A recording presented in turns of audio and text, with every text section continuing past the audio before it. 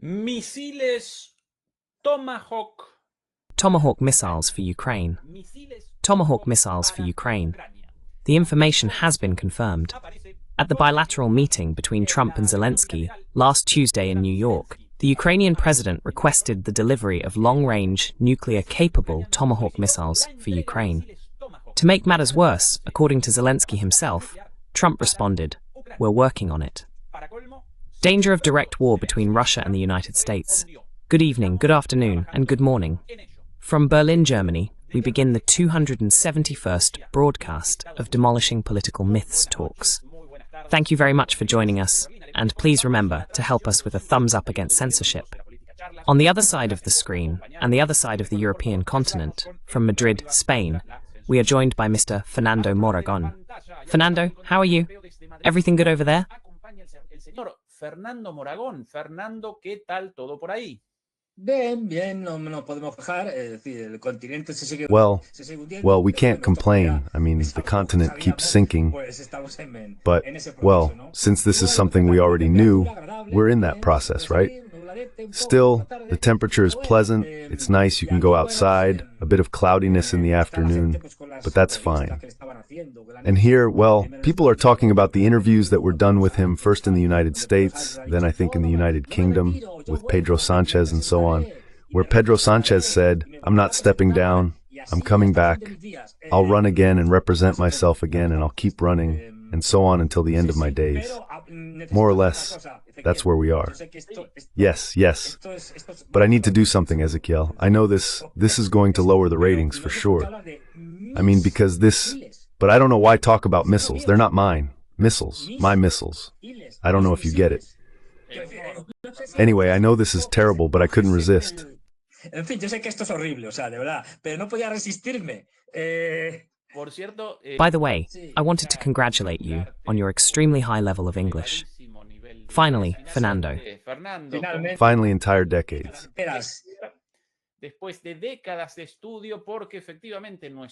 After decades of study, because indeed our new channel in English, Demolishing Political Myths, is in English, Fernando presents a truly refined English. So my congratulations, dear Fernando. From Oxford. De Oxford, efectivamente. From Oxford, indeed. Let's start with what's important.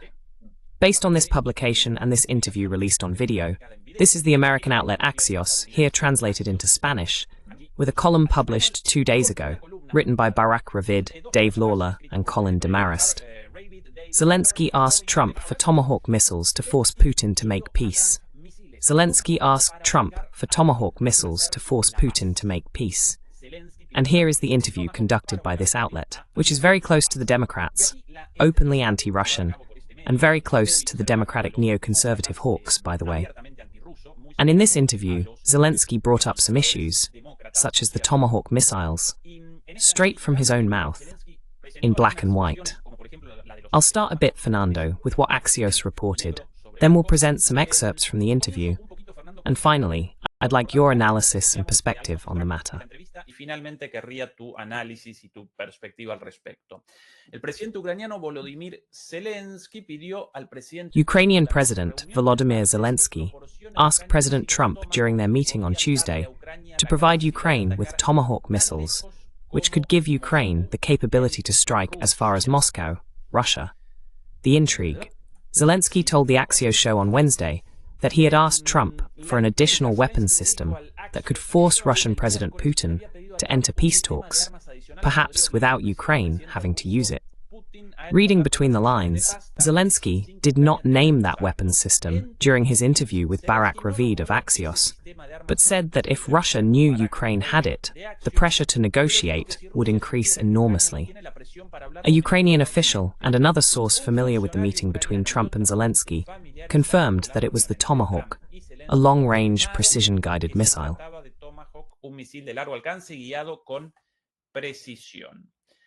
Aquí, querido Fernando, Here, dear Fernando, is the lie. Let's show a little piece of this. Do you want to, Fernando? Since this is super interesting, really very interesting, we can show 2 or 3 short clips. This is in English, but I can translate it. It starts like this. He is not my best friend, but he is not a man. I love my country. The most sycophantic journalist possible. All cool. Zelensky arriving in New York, all casual, in a t-shirt, the eternal city, New York, New York. New York. Don't have the cards. What Y changed? What changed? bueno, aquí comienza. Well, here it begins, published by Axios Show. Style, smart, fast, to the point. Presidente Zelensky, bueno, bienvenido, hagámoslo a la manera de Axios. President Zelensky, well, welcome. Let's do it the Axios way. Smart, fast, to the point, right? Smart, fast, and to the point. And Zelensky is going to respond super cool, very, very friendly, with a lot of humor, however you like. He said smart, and what else? Smart, fast, and to the point, the journalist replied. And now Zelensky with his little joke. So smart on your part, but on my part, just fast, right? Like I'm not that smart. Solo rápido, ¿no? Como el inteligente. Qué original. Es peor que yo haciendo chistes, ¿eh? He's worse than me at making jokes, huh? He's worse than me, on the same level. Al mismo nivel. Bueno, así comienza. Well, that's how they start. And first of all, they're going to focus on the supposed change in Trump's tone regarding Russia after the famous tweet. Or actually, the famous post on his Truth social network. If there's one thing I thought before this interview, Attention. you wanted to see the look on your face yesterday. Si hay algo que pensé antes de hacer esta entrevista es que querría haber visto. If there's one thing I thought about before doing this interview, it's that I would have liked to see your face yesterday when you read President Trump's post on Truth Social. This refers once again to that post in which, supposedly Trump, from now on, abandons his sympathies for Russia and begins to support Ukraine militarily in a decisive way. My face was very happy. Were you surprised? Yes, I was extremely surprised. All among friends.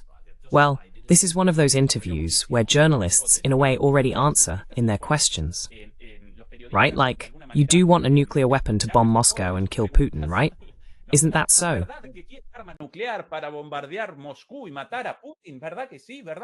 Isn't that right? You're talking about New York, aren't you? Right? Okay, next question. Of course. So it starts with this joke about Zelensky's face in response to Trump's supposed change of attitude toward Russia, a change that, by the way, was interpreted by all the other Western media as a facade, a mask to leave Ukraine in Europe's hands. In fact, what matters is what he says. The rest is just fluff to cover up what's important, which is exactly what you're talking about. The thing is, look, we're leaving. Let the Europeans take care of this. And on top of that, let them buy the weapons from us, which we think is great, and then they can do whatever they want with them, even if they want to invade China. It's a problem. Exactly. Here is the second short excerpt from this interview. The request for tomahawks. Nothing more, nothing less.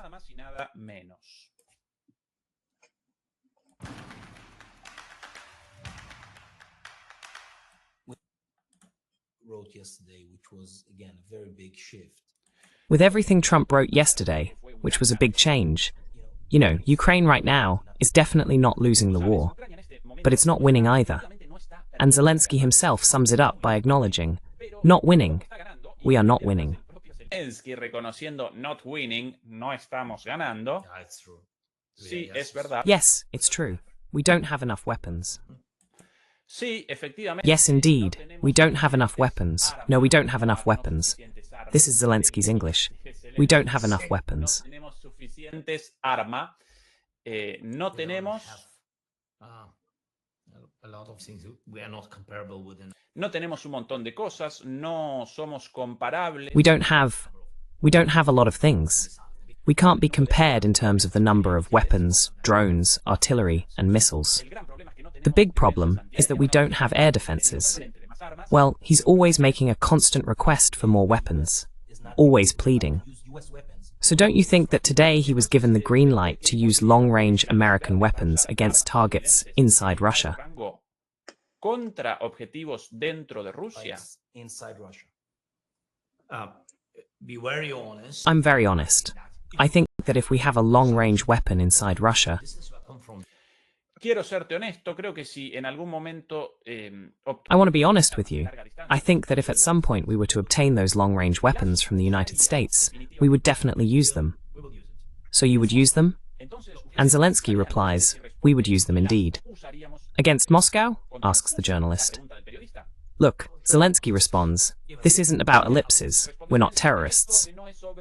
Puntos suspensivos, no somos terroristas. People for today they hate Russians because they began the war and they kill us, but all our people.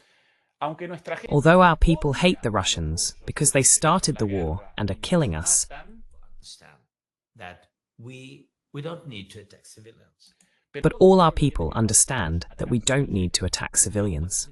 Of this war, so we. Eso significa que eso impone las reglas de esta. That means that sets the rules of this war.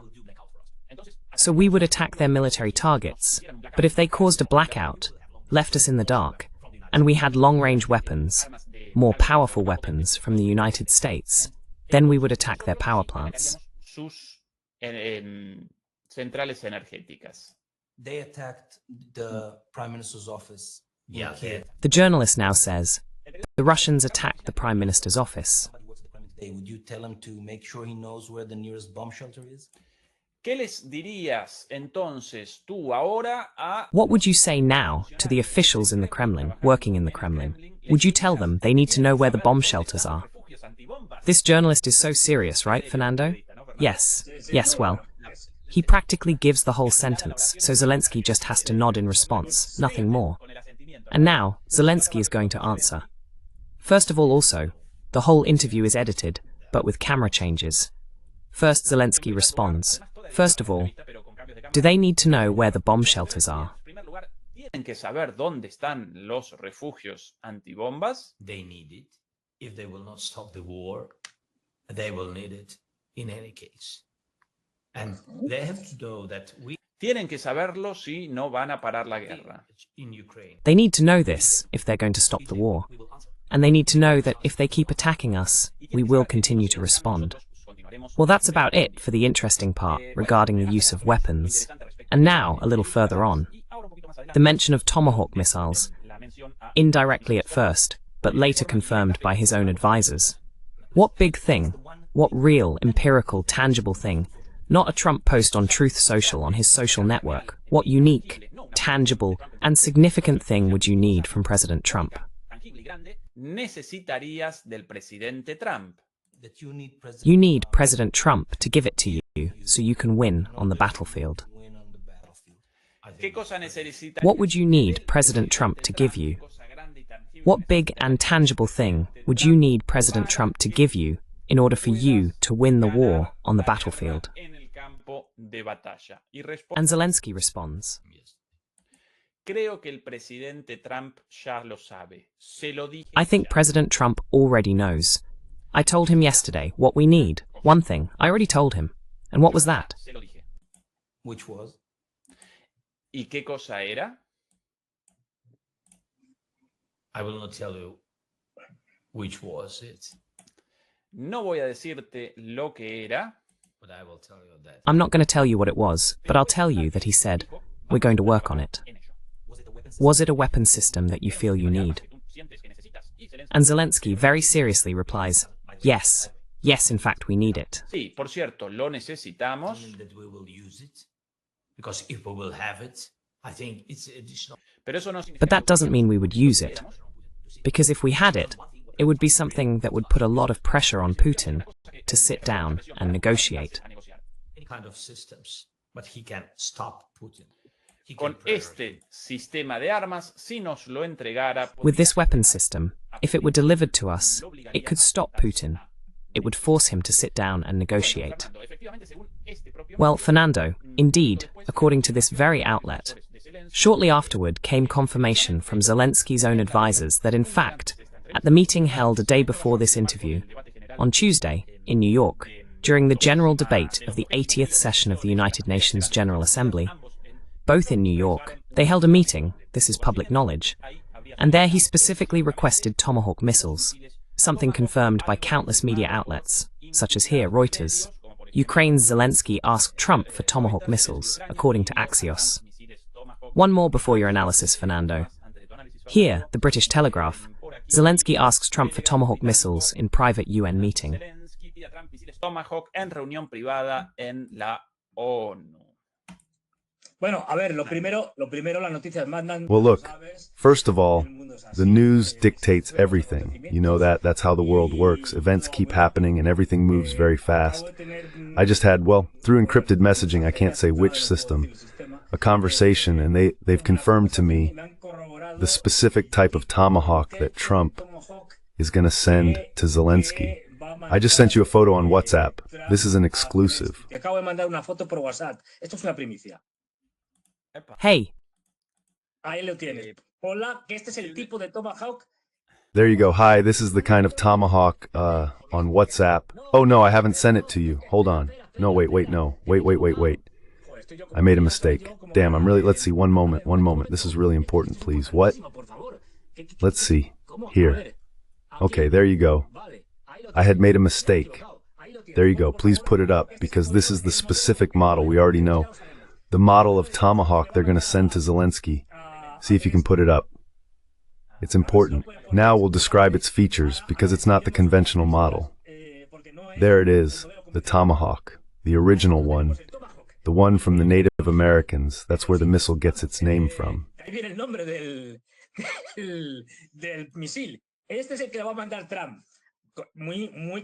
This is the one Trump is going to send him. Very forceful. I mean, if you hit someone with this, which must be made of iron, maybe even steel, well, if you hit someone with it, you could crack their head open. And also for trench warfare, since it's small, it's much more maneuverable than if you use anything else. This is the Tomahawk Trump is going to send him. Now, jokes aside, I bring this up because Zelensky's interview is basically a combination of three things: nonsense, lies, and fantasies. About the Tomahawks. It's not the first time that what happens is that the media now have to bring it up and all that.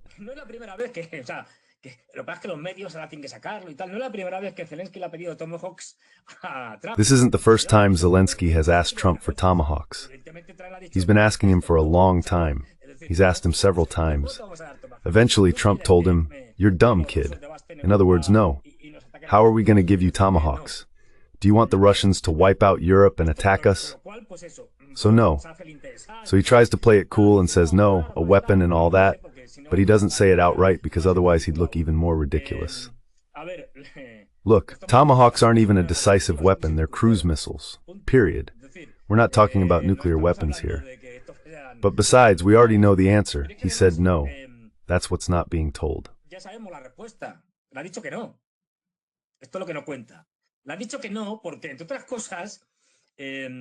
He said no, because among other things, the current Tomahawk inventory in the United States is pretty dismal.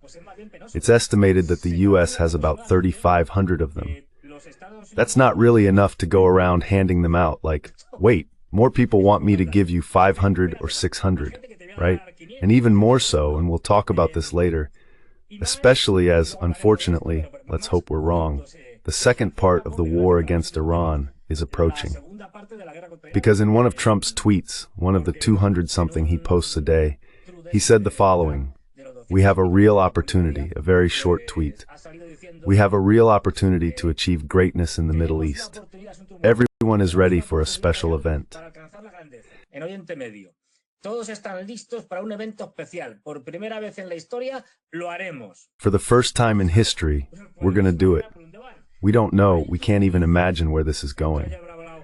Some people say, and Juan Antonio has probably already mentioned this, the thing about Peter Hess's famous summons to all the generals and admirals of the United States.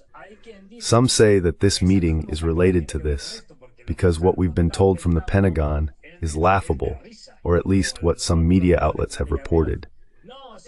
No, supposedly they're gathering them there just to give them a pep talk.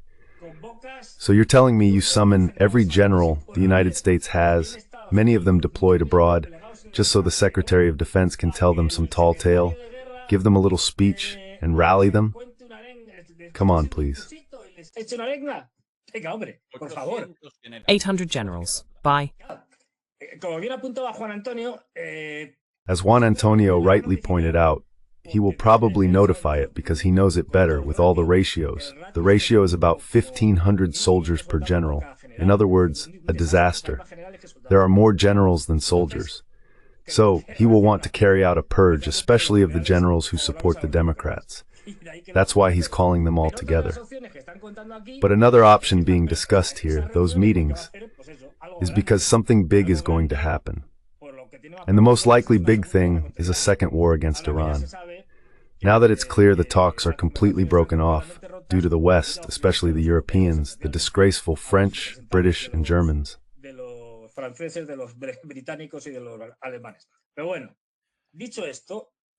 But anyway, that said, we'll talk about this later if anything. The Tomahawks, as I said, there are few of them, and on top of that, if they're going to get into trouble, the Americans aren't in a position to just hand them out. They're not going to give them Tomahawks. Let's be clear about that. In other words, there aren't going to be any Tomahawks. They don't have them.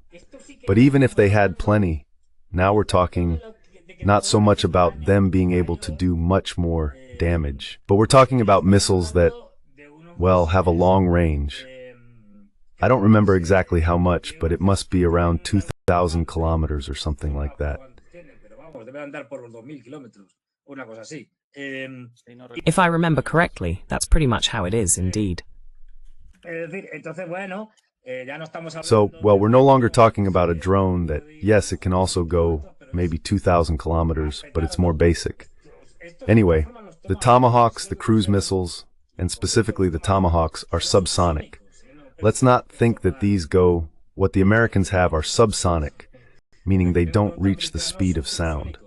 Approximately 0.74. And the range, well, depending on the version, the one with the greatest range is 2,500 kilometers. The others are around 1,300 to 1,700 kilometers. That's why I say not even that, well, but they would be more than that, and with a more powerful explosive warhead and so on, more precise than the drones used by the Ukrainian armies. But come on, this wouldn't change the course of the war, right? Let's imagine that in the end, they give them Tomahawks. Well, it's the same thing. Because here we've been told, in a big jumble, a bunch of lies. For example, the claim that they don't attack civilians. Please, you have to be shameless to say that. That they don't attack civilians. That it's the Russians who attack civilians, but that they, well, they're gentlemen and don't attack civilians. There you have it. Everyone knows that in Kursk they went wild, just to mention Kursk.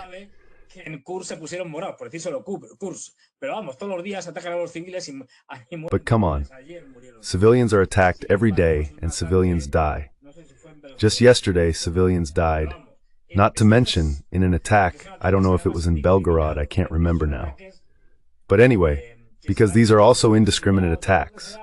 That is, these are attacks launched on a city or whatever, not on military targets. And it's not that they went off course or missed, or that the Russians diverted them while trying to intercept them. No. They go directly toward hotels, toward private homes. In other words, they don't care. So for them to tell us this story, well, but if the guy keeps lying, I mean, and then he tells us that, let's see, we would attack, which we don't do now, power plants.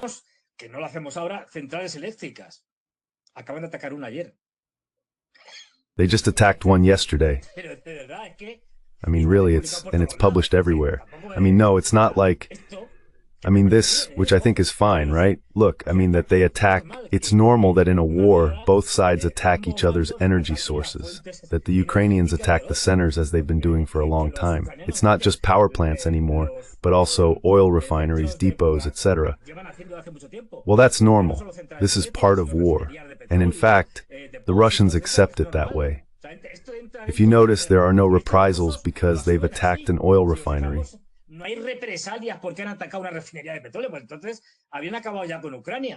Well, then they would have already finished off Ukraine.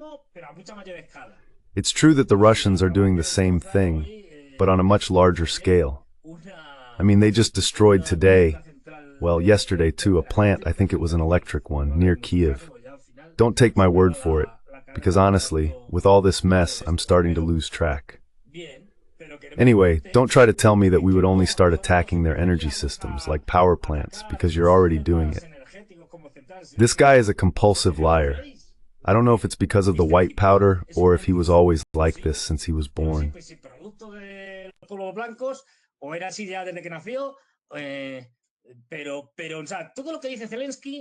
But, everything Zelensky says, I recommend interpreting it the opposite way. So if Zelensky says, they're going to give me tomahawks, you should immediately think, they're not going to give him tomahawks. If Zelensky says we would attack power plants, no, they're already attacking them. In other words, it's always the opposite of what he says, and you'll pretty much get it right. Well, this is, let's say, desperation. And in this case, with a favorable media outlet and all, he has to make himself seem interesting. The meeting he had with Trump, I think, lasted 7 minutes. So it was just... right now, Italy couldn't care less about Ukraine. If they're thinking about attacking anyone, it's probably Iran.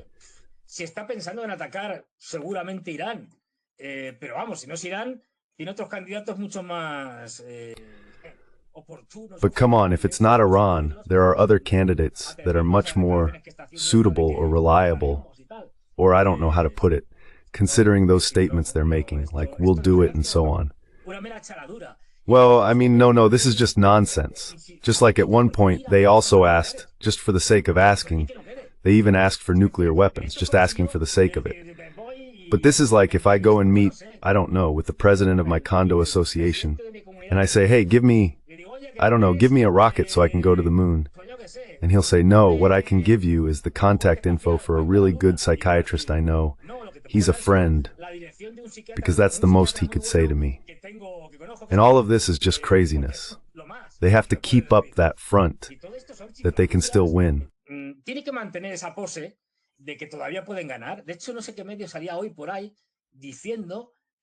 fact, I don't know which media outlet was out there today saying they could win. Something completely delusional. And look, I'll give you the numbers on how things are going. These are figures from this month, which is almost over. We're at September 27th. That is, the Russians had destroyed 100 Ukrainian artillery pieces. All of these losses are Ukrainian. 107 mechanized infantry vehicles, 40 tanks, 53 armored personnel carriers, and 200 armored vehicles in total. This means, someone said, while I was gathering this information, half joking, half serious, well, that's more than half of what most NATO countries have, because they really don't have much more.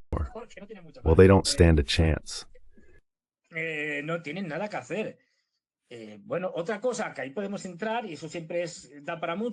Well, another thing we can get into, and this always leads to a lot of discussion, is the incomprehensible delicacy of the Russians in the war in Ukraine.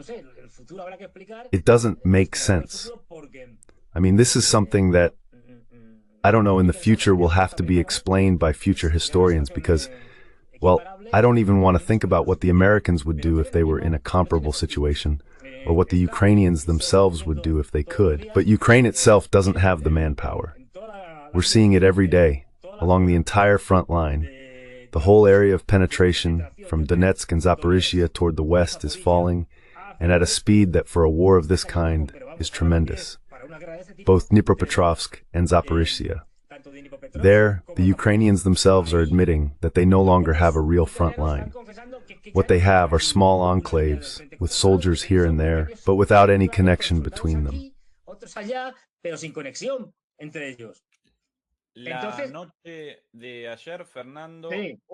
Last night, Fernando, another massive attack by Russia. Here is the map showing the routes of the drones and missiles. Yesterday, 643 targets were struck. Russia carried out a total of 643 attacks yesterday, 593 with drones, 38 with Kh-101 cruise missiles, 8 Caliber missiles, and 2 Kinzhal missiles, probably the ones marked here in blue. Once again, the launches were distributed totally and absolutely from practically the entire front. Here is the official figure. The entire combat front. Massive targets were hit, on one hand, while here in Kiev, this is something big, obviously. Many more videos also from other places in Kiev, like here. Well, the list is endless. We've already seen this. In fact, one of the ones I was telling you about, let me see if I can find it here. This is big too, the power plant here in Chernihiv, I think it's called. In Chernihiv, a power plant, either they blew it up, I mean the Russians.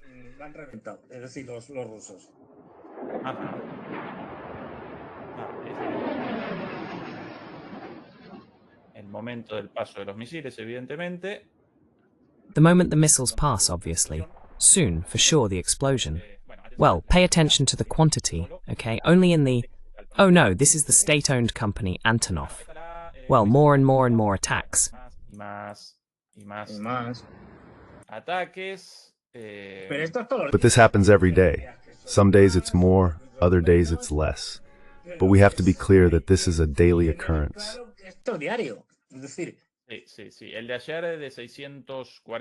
Yes. Yesterday's one is 643, notable. A big one. Notable. And not only in Kiev, but also, for example, here. This one, if I remember correctly. That's where a Geran arrived. Yes, what is this? Here, a railway plant or a railway construction plant, around here. Ah, this is the strike. It's a Kh-101. Further west, there were also attacks in that area. Where else? Here in this? Kharkiv. No, this is Chernihiv. Sorry, Chernihiv, the power plant. Well, it's at the power plant, Fernando, my dear. More missile strikes. All. The entire Ukrainian territory under attack. What I find incomprehensible, and as I said, that will be something to study calmly later on, is, like many things, for example, the power plant, we didn't move forward. I mean, after 3 years, we're still, it doesn't make sense. It's something that escapes me. Look, from a military point of view, it doesn't make sense that they didn't finish when in October 2022, General Surovikin started destroying the energy systems, mainly the electrical ones, that is, the power plants that aren't nuclear.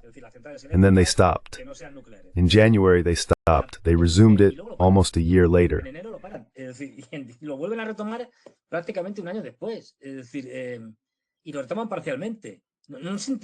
And they partially take it up again. It doesn't make sense. When this could have already ended if they had destroyed the entire Ukrainian energy system. From a military point of view, it doesn't make sense. Now it seems they're putting more emphasis on it. But it still doesn't make sense. I can only understand it from the perspective of the Russian mentality, but that's already outside the military realm, because it has nothing to do with politics or the military. It's more about a certain quixotic sense and chivalry that the Russians have. But from personal experience, from talking to military personnel, I've mentioned this several times already, but talking to soldiers and, toasting to their own fallen and to the enemy's fallen, that's something. Your enemies are killing you, but you still toast to the poor fallen Ukrainians. I didn't expect that.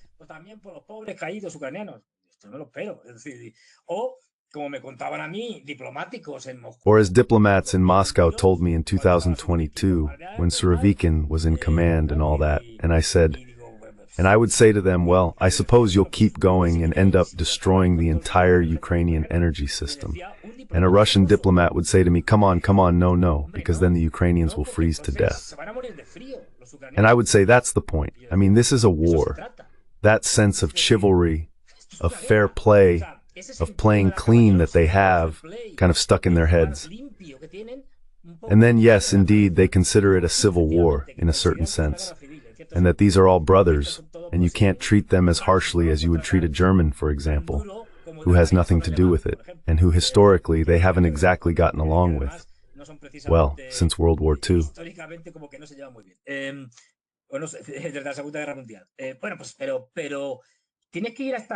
Well, but you have to go to these things, because otherwise, from a strictly military point of view, it doesn't make sense. Because, as I said anyway, but well, they know what they're doing, or you can start thinking things, but these are just speculations that I can make, or anyone can, but they have no real basis, in the sense that I have proof. Well, they know. There is one thing that Lavrov did say: we're dealing with madmen, and he wasn't referring specifically to the Ukrainians, but to the Americans. So, since we're dealing with madmen, you have to know how to handle a madman. Don't provoke him too much, because a madman can cause you trouble.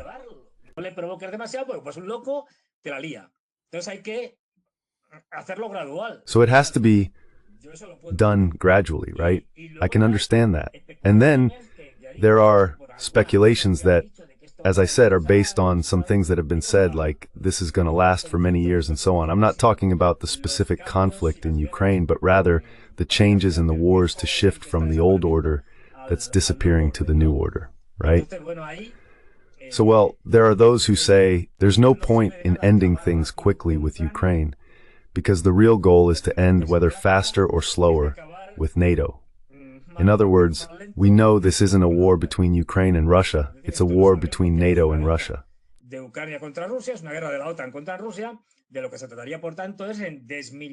What this is about, then, is demilitarizing, bleeding NATO in Ukraine. They don't want to bleed Russia in Ukraine, so we're going to bleed NATO in Ukraine. That could be it, but this is just my speculation. Otherwise, it doesn't make sense. Because, as I said, the capacity that Russia has right now, and well, since the beginning, to crush, I thought they would have launched a few Iskanders, since they have more, and they've installed them in Belarus. But then, Lukashenko came out saying, yes, we've already got them here and all that installed, those kinds of things. So it doesn't make sense. I mean, the capacity, the firepower.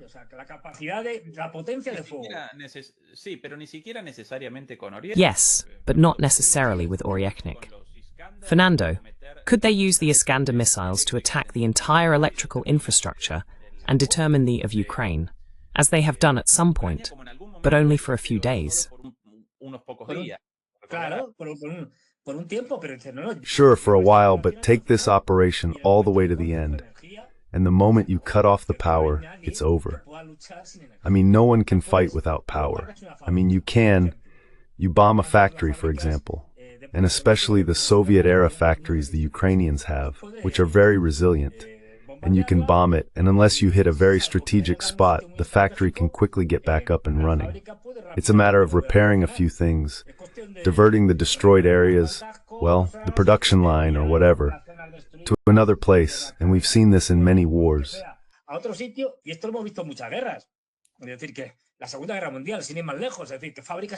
That is to say, in World War II, for example, there were German factories that kept operating practically until the end. They were bombed, yes. But, Fernando, the same point also applies. The question of why they don't use all their might, why they don't target every destroyable objective. We could also link that to the attacks on the bridges over the Dnieper River. Yes, but why didn't Russia decide to destroy all the bridges? Yes, maybe destroying bridges is harder than destroying power plants. But, yes, Fernando, but if Russia wanted to, how many bridges are there in total over the Dnieper River? Let's see, the big ones. The big ones. Well, let's see.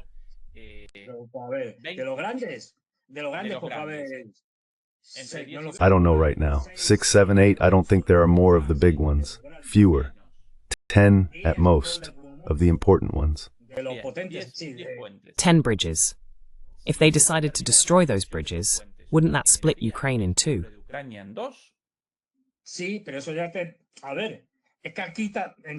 Yes, but that already... Look, this is where we get into something we don't know. I mean, we can assume, but we don't know. How far does Russia want to go? There are probably more than just words about this within the Russian elite.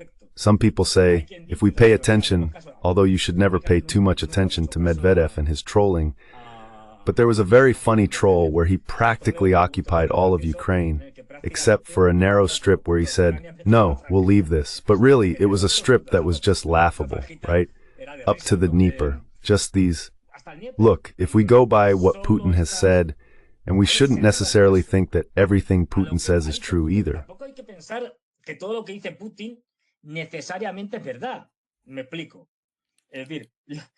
Let me explain. I mean, especially in a war. In war, you have to deceive. This is basic, really. I'm not revealing anything new. So just as you deceive militarily by making it look like you're attacking one place or another, for example, these bombings that happen every night, well, one of the things drones and missiles are constantly doing is that they're launched from one place, and it apparently looks like they're heading in a certain direction, and then at a certain moment, they change course, and now the Ukrainians don't know where they're going. What's the objective? Well, it could be this one, or maybe not. And then they change again, or the other way around. They head toward one target, and then turn toward another.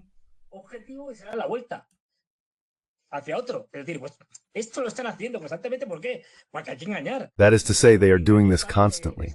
Why? Because deception is necessary. Deception is key in war, as it is in many other things.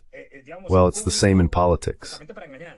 So I understand that Putin might say many things publicly precisely to deceive, but, well, you shouldn't take everything literally, though you should keep in mind that in general what he says tends to be more or less true, because we often end up verifying it later.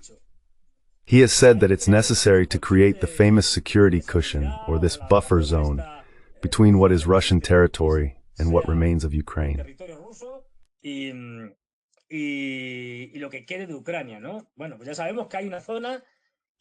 Well, we already know that there is an area that he himself said was 12 kilometers. But I think that a 12-kilometer zone is useless, and all the analysts say that it should at least reach 100 kilometers. What he has also said many times, he has never said we're going to conquer Odessa, but he has said Odessa is a Russian city and will have to decide. I mean, in a referendum and so on.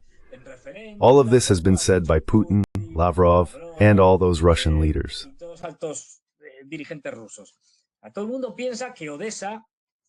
Everyone thinks that Odessa, which doesn't necessarily have to be conquered, but which, like many other regions, will end up going to the Russians through a referendum once they've won the war, to Russia. So we don't know how far they want to go. Maybe they're just getting ready, because we all know that the Europeans want to go to war. And right now Moldova is, well, by far number one to be next. Kaliningrad, the Baltics, who are even crazier. Well, they're getting ready for the next stage. And in that next stage, maybe, I don't know. But for military reasons, a good part of Ukraine will have to end up in Russian hands.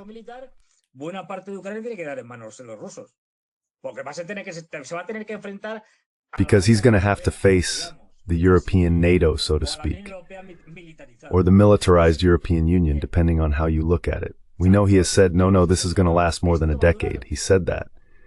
In that sense, Xi Jinping also says it in a more tangential way as the Chinese do, that is, saying things in a more ambiguous way and so on. But everyone has acknowledged, even Trump and Biden at the time, their administrations recognized, that these are not isolated wars. In other words, this isn't a war that ends like the war in Ukraine or the one in 2020-something, and that's it. No, we're not in an isolated war. I call it a world war, but, well, whatever we want to call it, it doesn't matter. In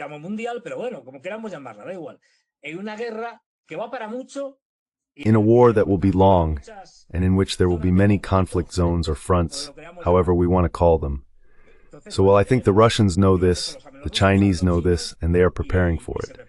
So, as I said, we don't know, but I think, more or less, everything that is on one side of the Dnieper, more or less, and Nikolaev, which is the part of the region that allows you to connect with Odessa, all of that has to be taken and has to remain. Ukraine cannot be left with access to the sea.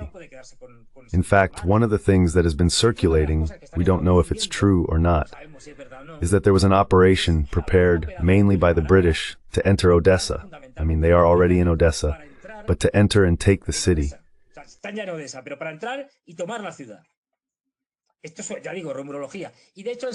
As I said, it's all rumors. In fact, there have been some videos circulating from Romania where you can see soldiers, I think British or French, I don't remember, who supposedly recorded a video in Romania. It's also true that this has been reported by Russian intelligence services who aren't exactly known for telling the truth. So the claim is that there would be an operation so that after the elections in Romania, there would be a de facto NATO occupation of Moldova, because the president, no matter who wins, will win one way or another, by fair means or foul. They even said there would be protests and so on, and that they would ask for help. And from there, the British would take advantage of the situation to get into Odessa.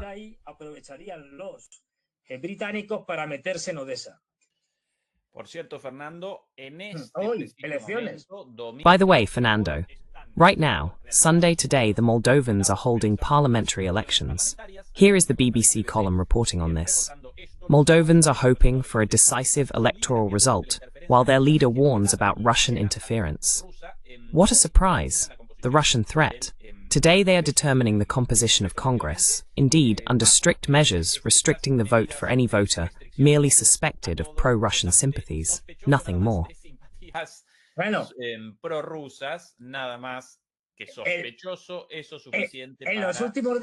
In the last few days, meaning yesterday, the day before, and so on, the Electoral Commission has banned 2 political parties just like that, out of the blue, just in case.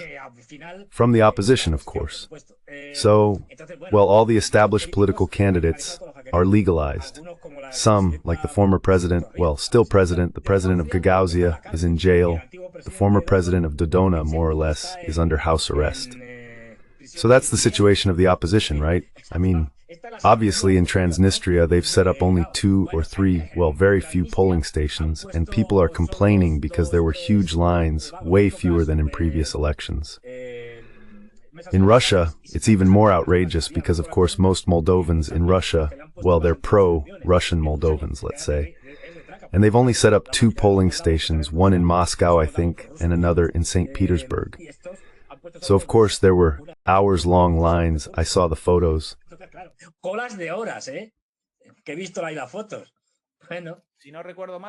If I remember correctly, there were about 800,000 Moldovans in Russia, and only 2 polling stations.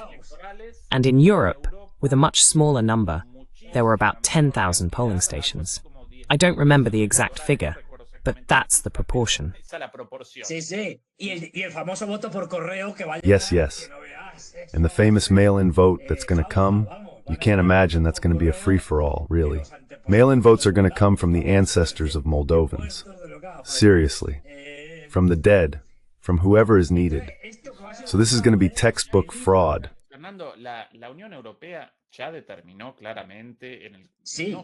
Fernando, the European Union has already made it clear, not only in the case of Romania, but perhaps in Romania's case most notably, most blatantly, and most importantly, that in these countries, it will not in any way validate the election of a leader, not even a pro-Russian one, but simply some with a position less anti-Russian than Ursula von der Leyen's. They will not validate it at any cost. And if that means suspending democratic elections, imprisoning winning candidates, or intervening, they will do everything possible. Absolutely, Fernando.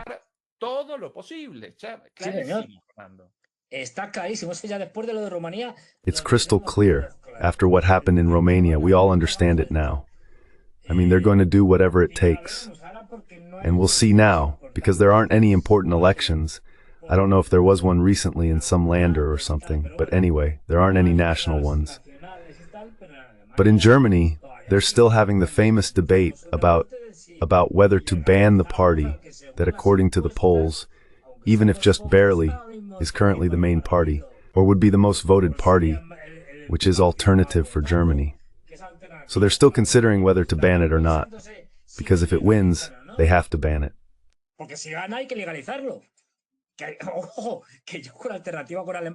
Look, I have no political sympathy for Alternative for Germany, but that's not the point. I mean, what do you want me to say? Besides, they say, no, well, they're neo-Nazis and all that. Oh, but when there were only a few of them, then it wasn't a problem that they were neo-Nazis. Now that they might win, suddenly it's a problem.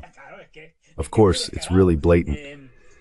Well, we're seeing the case of Marine Le Pen, who has been disqualified as a candidate. Look at those lines. This isn't just weekend traffic from people coming back from a trip. No, this is people lining up to vote. Fernando, the bridge near Ribnica, partially closed at that time. Later, images showed the bridge completely closed between Transnistria and the rest of Moldova. Indeed, people here were basically angry, obviously because they couldn't cross to carry out the quintessential democratic act, voting. Passage was prohibited.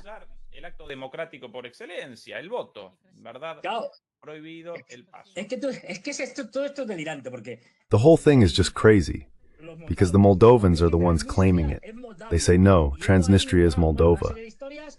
And there have been a series of events there they've separated, and in fact, Transnistria isn't internationally recognized by anyone, not even the Russians. So if Transnistria is Moldova, then you have to let the people of Transnistria vote, since they're Moldovan. Anyway, it's just, the contradictions are so blatant that you just think, well, it's like, whatever, you have to rig the elections however you can, and it doesn't even matter anymore. They don't even bother to keep up appearances, right? Like, don't make it too obvious and just stuff the ballots in from the back where no one can see. No, now it doesn't matter, anything goes. This lady here, well, she's complaining, I don't know.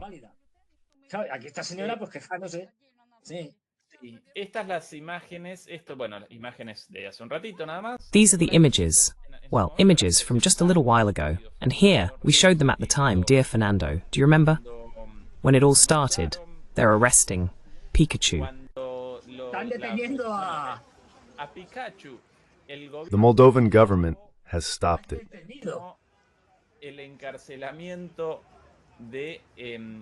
The imprisonment of the leader of Gagauzia, whose name is Gutsul. Yes, but they're even detaining polar bears. And Evgenia Gutsul, the protests began. Some of these protesters, very creative, showed up in costumes, and then everyone stood up. Since he can't walk, he has to carry them.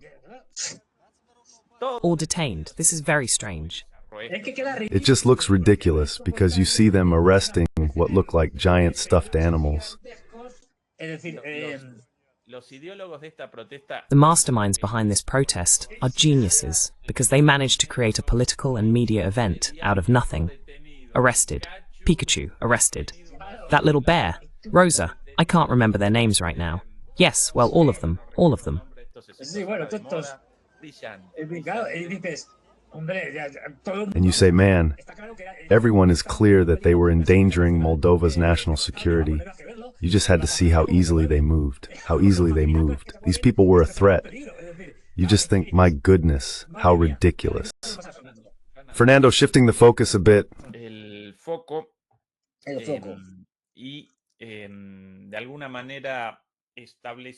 In some way, by focusing attention on the Middle East, on Israel, there are two elements for analysis. On one hand, the one you mentioned earlier in your first intervention, Lloyd Austin's order, this one here from the Washington Post. Austin orders an urgent and unusual meeting of hundreds of generals and admirals. The Pentagon has summoned military officers from all over the world to a meeting in Virginia. Not even the high-ranking generals and their staff know the reason for the meeting. That's on one hand. And secondly, this here, also from just a few minutes ago, although it was confirmed a few days ago. This is from France 24, all Western media outlets. Netanyahu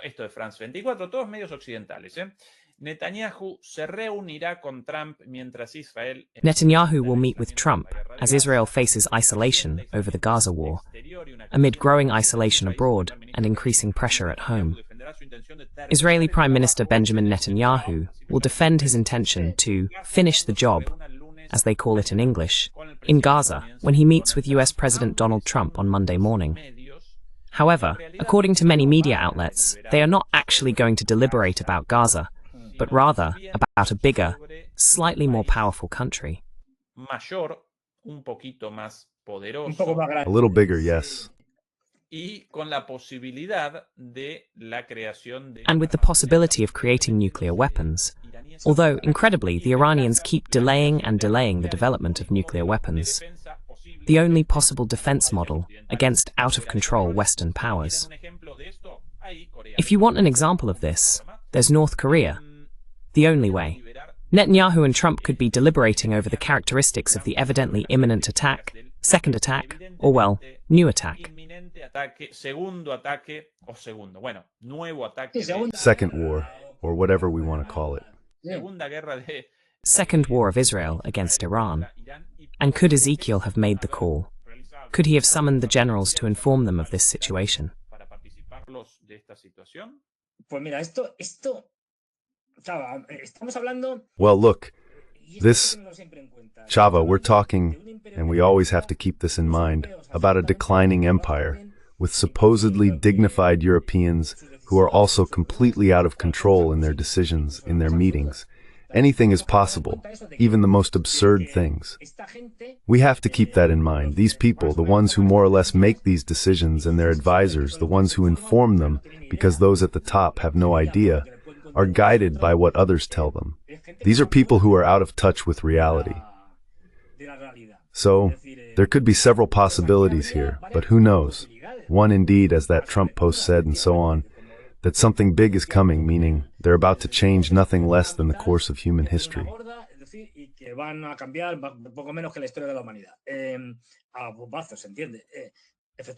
With bombings, you understand? Effectively, a war against Iran. We already know that the green light has been given. Well, we already know from what's been said for some time now. What the United States would be looking at now is finding the right moment, etc. There's also something else that's true, and that is that Netanyahu can't wait for his window of opportunity to close. Let me explain. That is, next year, the midterm elections, this and that, whatever messes might come up. Oh, maybe Trump will come along and say, no, not now.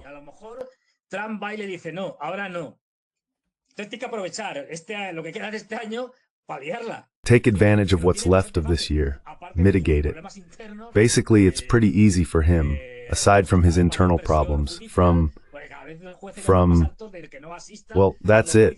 The increasing judicial pressure, since judges are more and more fed up with him not showing up to testify in court. They've already given him serious warnings. So all these things are coming together. Everything points to this being, let's say, the #1 candidate.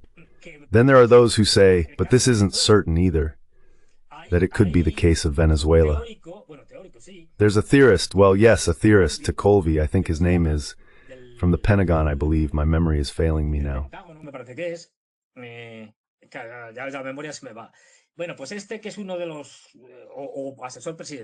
Well, this guy who is one of the presidential advisors, I can't remember exactly, something to do with military matters and so on.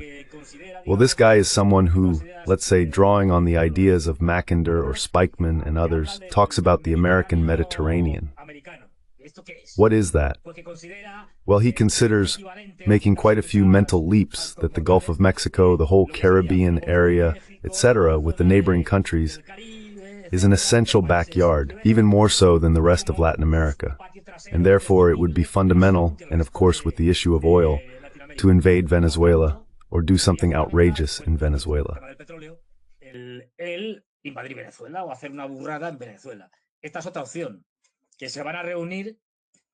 Here's another option, that they're going to meet in order to, in some way, give the green light and prepare everyone for a major war. First of all, Iran, maybe Venezuela. Another option, as we mentioned before, a purge of generals. There are too many generals in the United States. Way too many. In fact, there are almost more generals than soldiers. Many of these generals have never done anything. I mean, they've never led a combat unit or anything like that. Basically, office generals. So, well, and many of them, moreover, are favorable to the Democrats, carrying out a purge and in some way starting to prepare them or already warning them that the number of high-ranking officers needs to be reduced.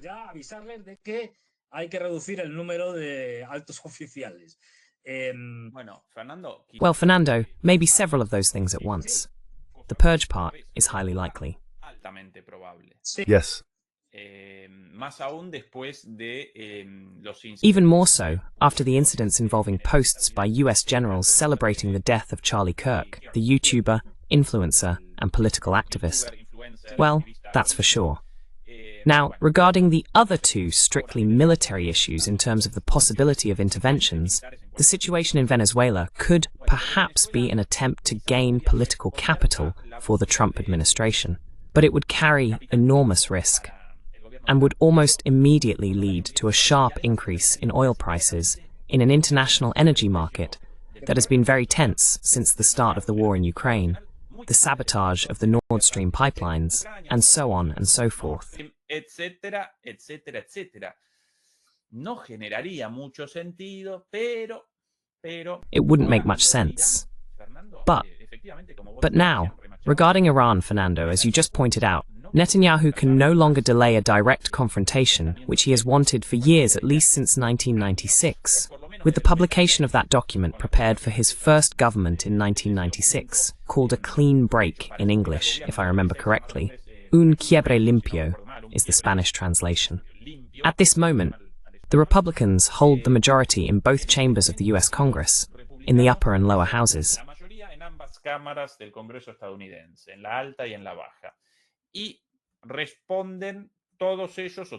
And all of them respond, or all of them, the Republicans, have excellent relationships with the Israeli lobby, especially with AIPAC. In the case of a change in the composition of either chamber, it's not because the Democrats reject the Israeli lobby, but because the more progressive and younger American voters mostly reject Israel's massacre in Gaza. Therefore, a future Democratic majority in either chamber could not ignore the popular mandate from Democratic voters to at least take a tougher stance against Israel, at least like Biden has. Biden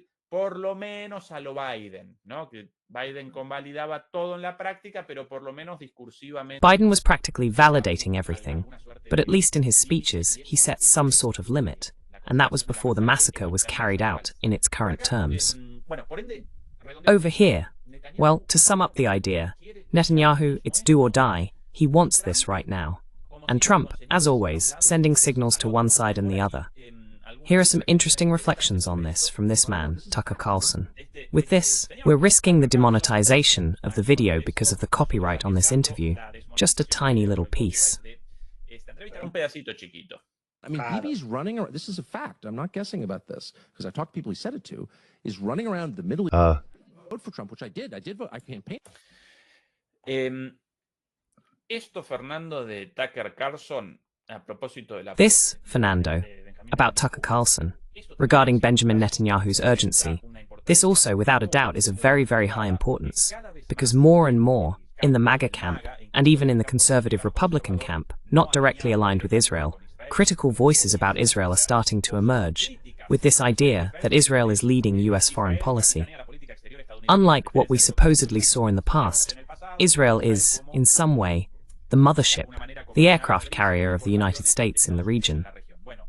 Well, people like Colonel Douglas McGregor, people like Tucker Carlson, and for a long time now, Mearsheimer as well. More and more people within the American conservative camp close to Trump are hammering this point. Netanyahu's government determines US policy. We can't endorse more wars. And this also makes Netanyahu a bit more desperate. Just a bit more. Was Joe Biden? I'm an American. You can't treat... Well, of course, I mean... Bueno. Exactly. I mean, Tucker Carlson has been going really hard on Israel lately. Let's not forget that Tucker Carlson is almost more well-known than Trump in the United States. I mean, he's a media star. He was the big star at Fox until they fired him. So over there, it's like talking about Michael Jackson or something like that, more or less. He's a very, very well-known guy who reaches a lot of people. So what Tucker Carlson says does damage. If he goes after someone, he hurts them. Because as I said, he has a lot of influence. And he also has a lot of contacts in high places. Bueno, y las campañas que está haciendo ahora mismo contra Israel. Well, and the campaign he's running right now against Israel is tremendous. It's very harsh. Even though he later focuses more on the government, on Netanyahu as a person and so on, ultimately, that's what he's saying here. But this is humiliating. I mean, for Mr. Netanyahu to go around boasting in private and not so privately that he does whatever he wants with the Americans and with Trump, that he's in charge and so on. What Tucker Carlson is saying is humiliating. So this is a very harsh attack against Mr. Netanyahu's government.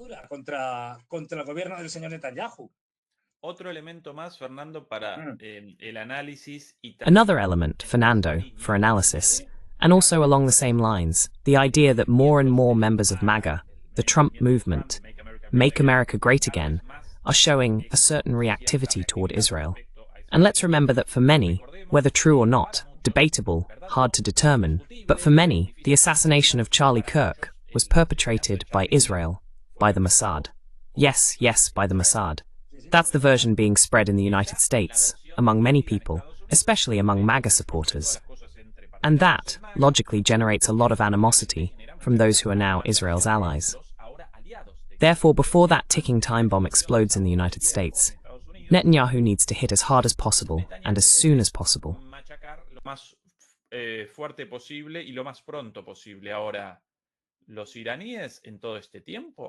Now, during all this time, the Iranians must have reactivated their anti-aircraft defenses.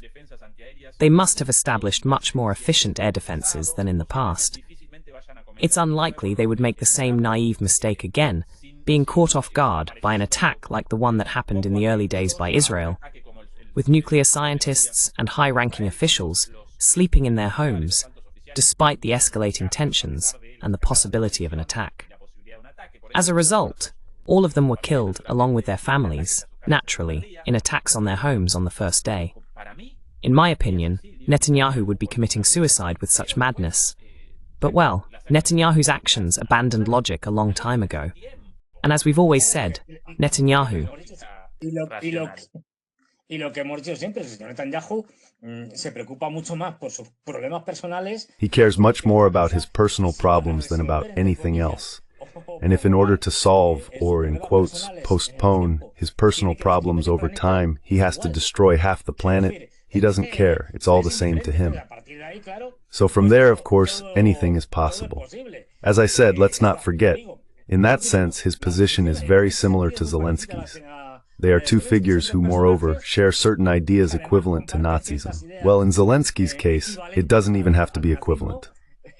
Bueno, en el caso de Zelensky no hace falta que sea equivalente. Pero bueno, quiero decir, el sionismo, encima, no olvidemos... Well, I mean, Zionism, let's not forget, Netanyahu isn't even a Zionist. In general, he's what's called a revisionist Zionist, meaning a follower of Zev Jabotinsky, who was a more radical Zionist than the usual ones and who was even willing to make deals, and in fact did make deals with the Nazis for a number of things, like Operation Jabara. Anyway, we're not going to get into that now. So he's the worst of the worst. I mean, within Zionism, he's from the most radical branch. So the point is that what this guy wants now is just to save himself personally. He knows, like Zelensky, that the moment the war ends, his life isn't worth a thing. One, because Zelensky's going to get taken out one way or another, but not, and in Netanyahu's case, because he's going to end up in jail no matter what. I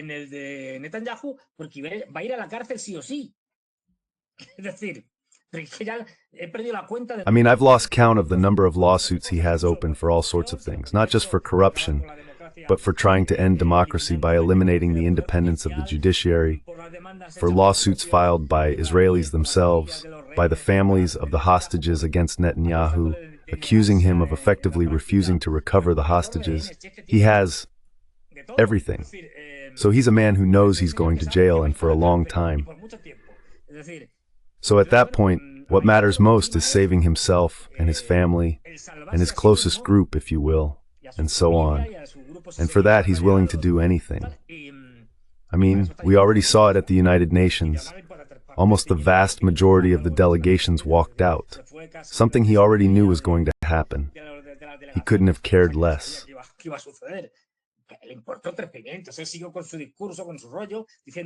He went on with his speech, with his spiel, saying outrageous things and lies. He's a guy who has no morals or scruples whatsoever. Zero. He's probably a psychopath. But anyway, what's going on with him? If he wants to keep being the wartime president without calling elections, then he has to start more wars. I mean, the whole Gaza thing wasn't giving him enough leverage or wasn't enough for him anymore.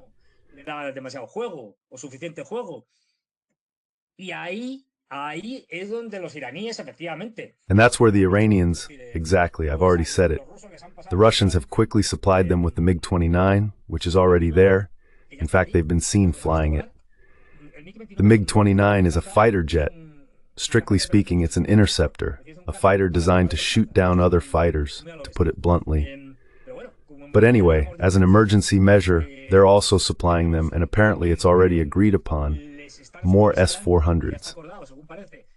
I don't know if any have arrived yet, but in any case, they're going to give them more. So, well, we don't know what might be there or how long it would take the Russians. And the Chinese, the H, let me see if I can find it. The H, well, another anti-aircraft system. Well, this is what we know. I mean, they've said it. All of this is happening in a context where right now the internal conflict in Iran is tremendous. The internal conflict among the elites, right? I mean, we have the president's faction. I can't remember his name. What's his name? This guy. Something like that, yes. Yes, one of those unworkable things. Well, the president, a moderate but Western-leaning figure, is at odds with the majority of parliament. After the absolute failure that was clearly coming, because the West has no intention of negotiating anything except the Iranians' surrender, which they obviously are not going to do. After all these charades with Gross and others to try to sign an agreement again, in which the International Atomic Energy Agency could once more visit and pass information to the Israelis about the Iranian civil nuclear program facilities, well, an agreement was reached by the Iranian government while sidelining parliament, which has caused a lot of anger, and there are already public demands, in other words, on Iranian television, by parliamentarians calling for a nuclear bomb. Just like that.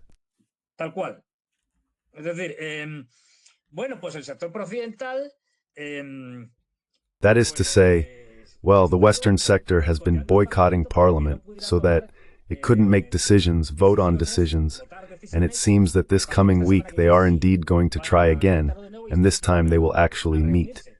All this charade of pretending to negotiate and so on is over. Why? Because the sanctions have come back into effect.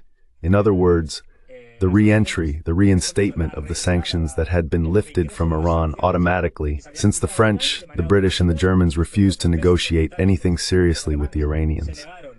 They just met, put on a show, but that's it. And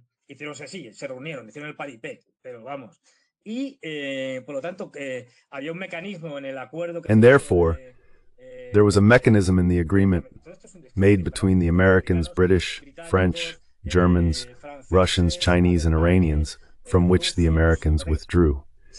So you can see how valid this is.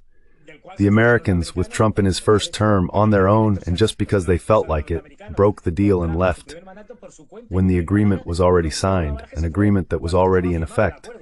Since the Americans can do whatever they want, well, it doesn't matter. Well, as I said, this is really something remarkable.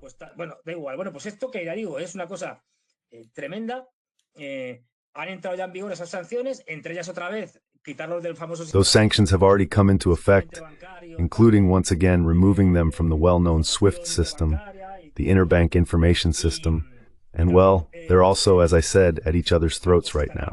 Let's see what happens. Of course, it's understood that they've learned certain things, if only because the Israelis already used many infiltrated cells in the first war. They can't have as many now. They'll have some, but not as many as before. The first war was a real mess.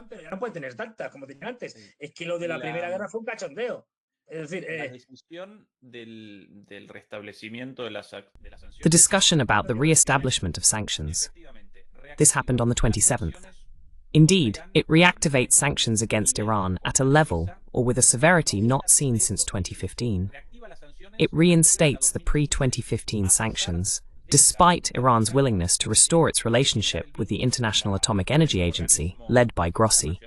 After, in the context of negotiations, Israel and the United States carried out an attack on nuclear facilities, right? Well, yes, using as an excuse some statements by Grossi himself that for the first time Iran had not approved a review.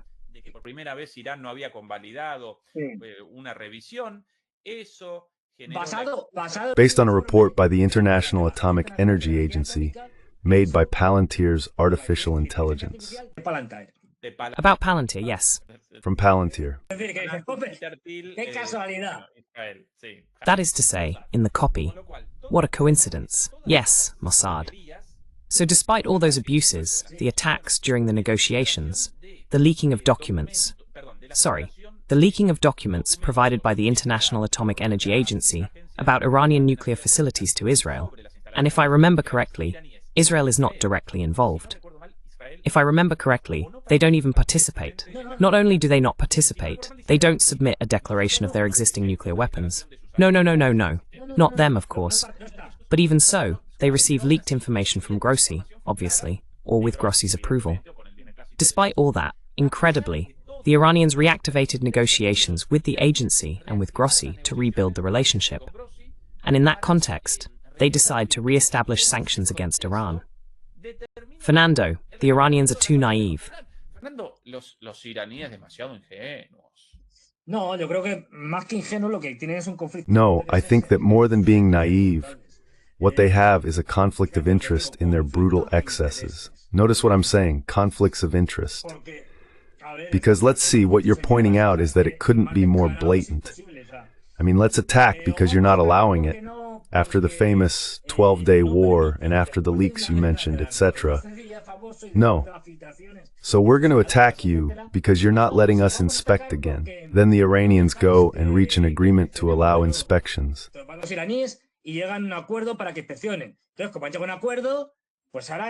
So, since they've reached an agreement, now we're going to attack you because you're thinking of leaving the Nuclear Non-Proliferation Treaty. No, we're not thinking of leaving at all. Well, we're going to attack you anyway, just because we feel like it. Then they meet with the French, put on a show. The French, the Germans, and the British say, no, it's that Iran is very dangerous. But dangerous in what way? They're complying with everything. No, well, I don't know. It doesn't matter. That's not important. We have to attack them. Of course, it's laughable. And then they reactivate these sanctions. Nobody knows under what pretext.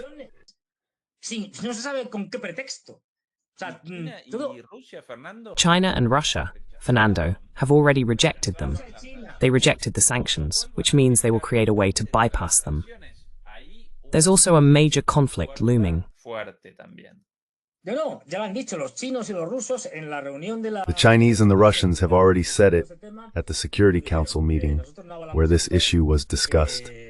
They said, we do not endorse this, and we are not going to comply with these sanctions. Just like that. I mean, they said, no, these sanctions are invalid because of the procedures, because of everything. We are not going to comply with them. In other words, we will continue trading and doing whatever we have to do with the Iranians, and we don't care what the sanctions say. So there is already a very clear fracture, because in addition, Iran is not just some random country with no interest for... No, you are touching on the key interests of both Russia and China. And the last thing the Russians and Chinese want is to have chaos resulting from the fall of the Iranian regime and the fragmentation of Iran into a bunch of areas controlled by minorities, warlords, and so on.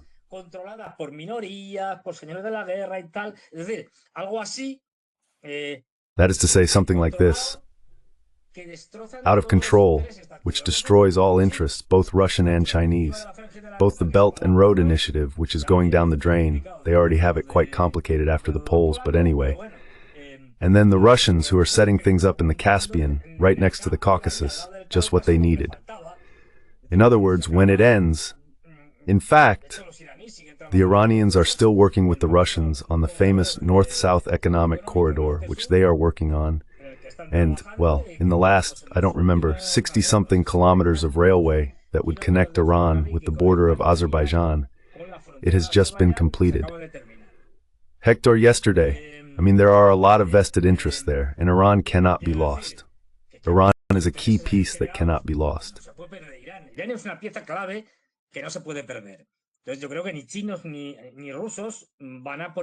So I believe that neither the Chinese nor the Russians are going to make things easy for the Israelis, the Americans, and the Europeans.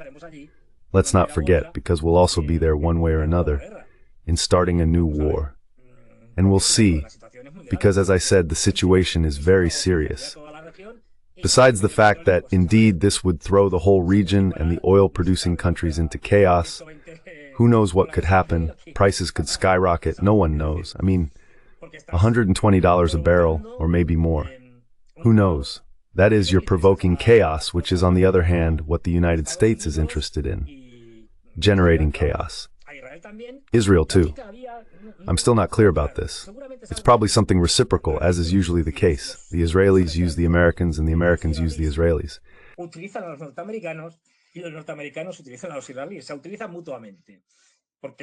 They use each other because he is making things easy for Trump. It must be said that, to put it simply, there are two main strategies here. Biden's and the Democrats, which was also Obama's at the time, and Trump's. The Republicans, as I said, I'm really simplifying here. The basic idea of Obama, let's not forget that he was the one who launched Maidan in Ukraine during his presidency in 2014. In other words, the basic idea is, how do we go after the Chinese?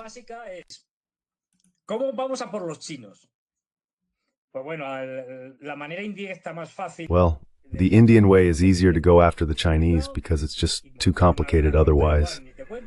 And starting a war with Taiwan, don't even get me started. That's another thing. Since 2003, the Americans have been running simulations and they lose.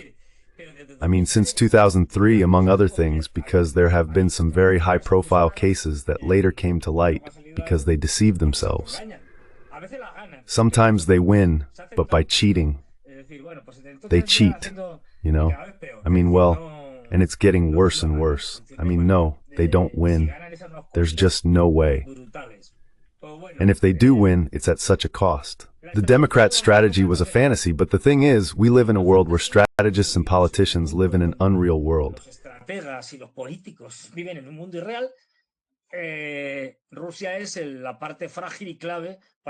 Russia is the fragile and key part to weaken China. If we first dismantle a Maidan, take down Yanukovych's government, and then, already in Biden's era, we lead them into war, the Russians will collapse. They won't be able to sustain their economy. From there, uprisings, the government falls, Putin falls, chaos, political fragmentation, and just like with the USSR, different regions break apart that we could control by buying off the local ruler who ends up with that part of Russia. That was the idea.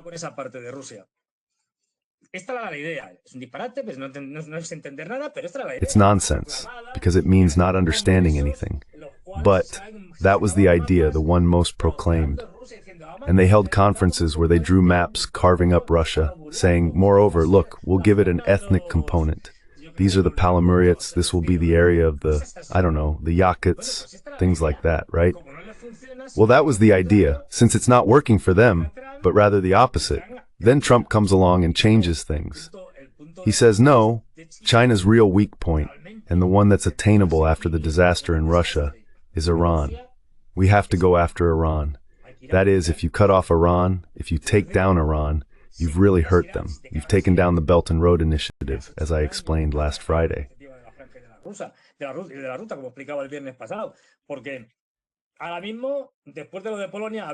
Because right now, after what happened in Poland, let me explain very quickly about Poland. Basically, the Poles, using the so-called drone attacks as a pretext, these laughable Russian drones in Poland, and the Zapad exercises, which according to the Poles and Europeans were like a kind of dress rehearsal to invade half of Europe, closed the border, and they closed it completely.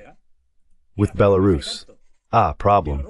The problem is that the entire Belt and Road Initiative, all the trains, mainly the trains coming from China, enter from Belarus into Poland. From there they spread throughout the rest of Europe. So what happened? A bunch of trains started getting stuck in Belarus because they couldn't cross. The Zapad exercises ended.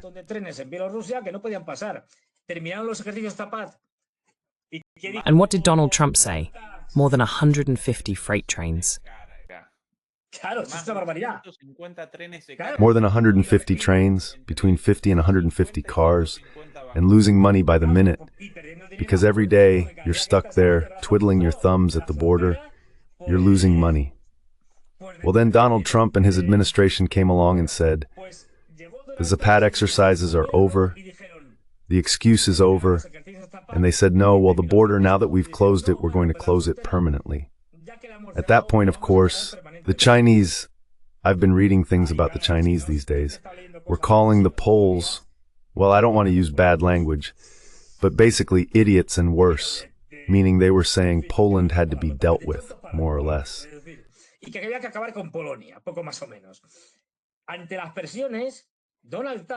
Under pressure, Donald Tusk, or Ducks, however you say it, at the United Nations, who was there to speak and all that, had to come out and in a press conference, in a statement, say, no, no, no, yes, I have already given the order to the relevant ministers to open it. Because the pressure from the Chinese has been brutal, because they don't have many other options. Through Ukraine, given the current situation, obviously not. That way, impossible. They were even considering the possibility of doing it by taking it to St. Petersburg, and from there, by ship. There's no other choice, through the Baltic.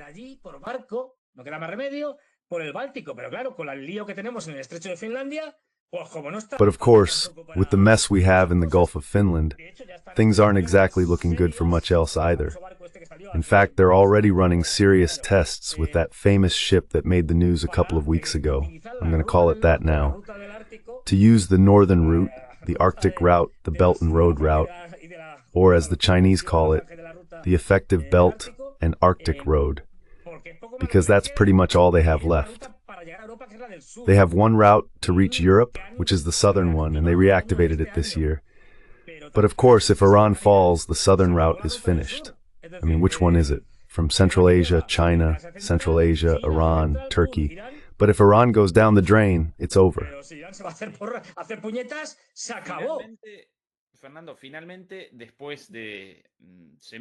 Fernando, finally, after weeks, they reopened the crossing, reopened the border, and started dispatching Chinese products. I, for example, was here for a really long time waiting for an order I placed on Temu, and the order was stuck there for a week and a half. Of course. And for me, it was just something silly, a toy for the little one. Well, yes, it will come eventually. But no, today I finally received it, but with a huge delay. But I received a little toy, a silly thing, a trinket. Now, for the industry, losses everywhere, logistical problems, even hospital supplies, chemical supplies, all kinds of... Well, for the tech and IT industry, a real disaster. By the way, what's the situation with likes now? 2,300 crushing and 1,500 likes. If we round it, 2,200 likes. Practically everyone connected, just a little less. Here I present my Temu order, dear Fernando. Received today? No. Look, I have here... Look, we have to tell things as they are, really. I mean, he's trying to say it was just a little thing for his son and all that. No, it was for him. That wasn't for his son. That is to say, it's for him. It's for him. A little bit true. Let's see. We all know that parents buy gifts for their kids saying, no, son, I'm going to buy you a gift. No, you're buying it for yourself. I mean, the kid is just the excuse. But anyway, if you want to know what it is, they're likes, but like crazy, you know?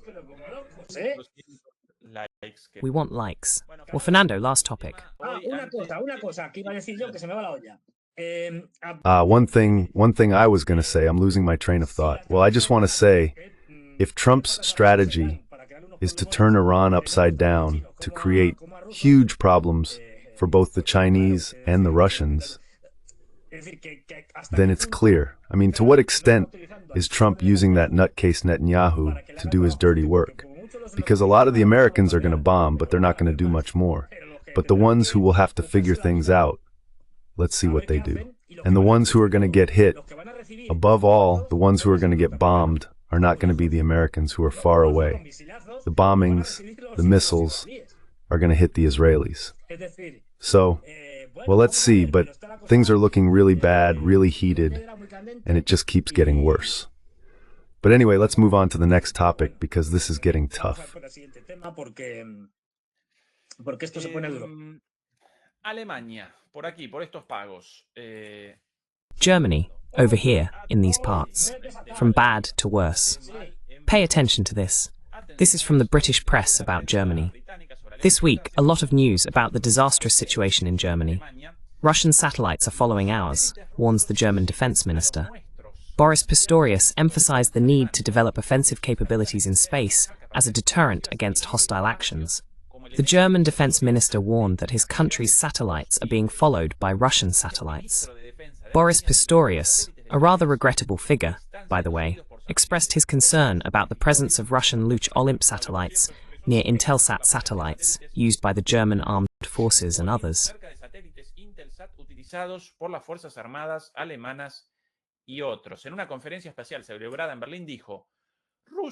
At a special conference held in Berlin, he said that Russia and China have rapidly expanded their space warfare capabilities in recent years. They can disrupt satellite operations, blind them, manipulate them, or destroy them kinetically. He said that the German military had already been targeted by jamming attacks. Well, between the violations of European airspace by Russian fighter bombers, Russian drones everywhere, what else? Russian matryoshkas hidden under our pillows. Well, now also Russian satellites, Fernando, overwhelming us.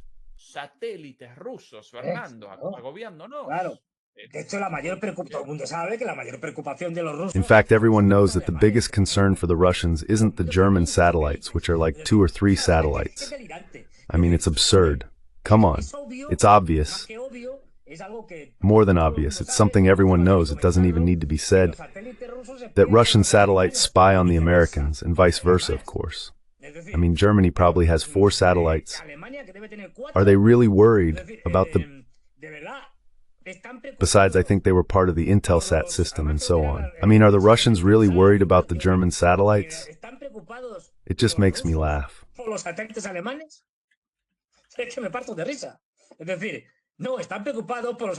That is to say, no. They are worried about the American satellites, which are the ones providing absolutely all the intelligence to the Ukrainians. And if it's Germany, what can I say? But anyway, they have to justify. They have to justify Germany's remilitarization by any means necessary.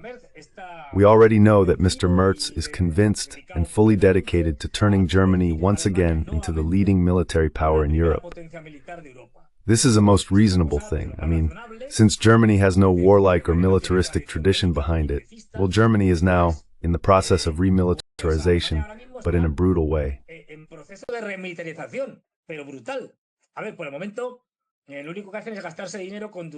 Let's see, for now, all they're doing is spending money with questionable effectiveness, let's say, but they're trying everything and painting a very bleak picture.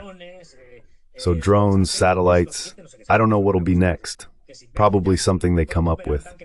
Soon you'll see tanks in Berlin at night in the dark. Well, I don't know, they have to justify it. And of course, I'm sorry for the Germans, but they should start getting used to the idea that compulsory military service is coming back, no matter what. That's already a given. I mean, we'll see how German youth respond, but I don't think they'll be too thrilled. But well, since they're disciplined, they'll go along with it.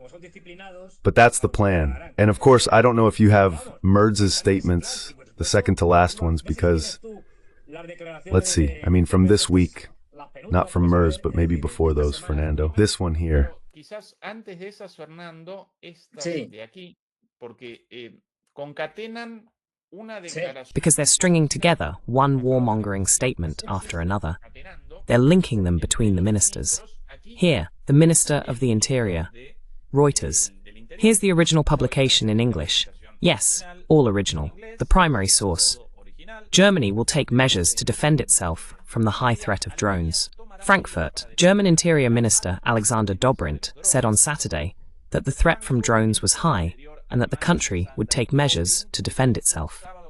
European authorities have been on high alert after drone incursions in Denmark, which paralyzed air traffic in several parts of the country over the past week. Authorities are also investigating sightings in Germany. Oh well, a while ago, I also read a news story about swarms of Russian drones over Germany. In the end, obviously, it's just a headline and then nothing.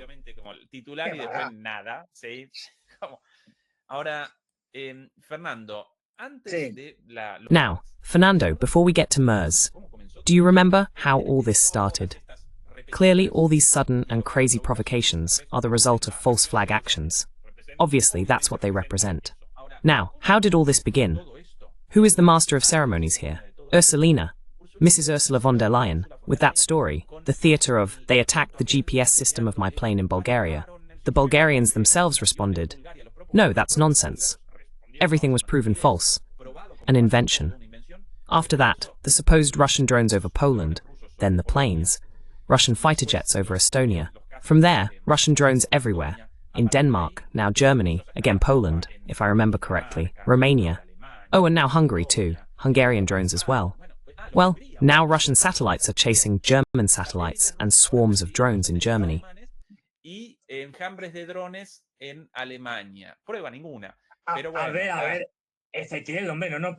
No proof at all. Look, Spaniards have also done our part. Look, just a little yes, the Minister of Defense, who we still don't call the Minister of War here, maybe they'll change the name. The Minister of Defense, Margarita Robles, was over there in Estonia, in the Baltics, and her GPS being a copycat was also affected. Recalculating, I mean, come on, a bit more originality. Von der Leyen already did that. Something else, I don't know. If you're in charge, there are all sorts of things that can happen to you. She also said nothing happened, but there were disturbances there too, and so on.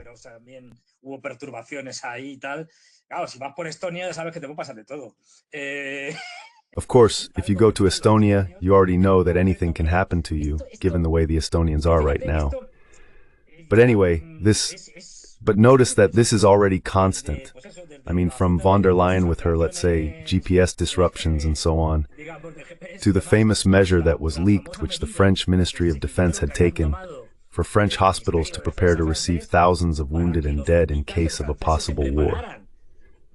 Look, all of this is part of creating that sense of fear among the European population, that idea that we are being attacked, that this is already close, that we have to be prepared.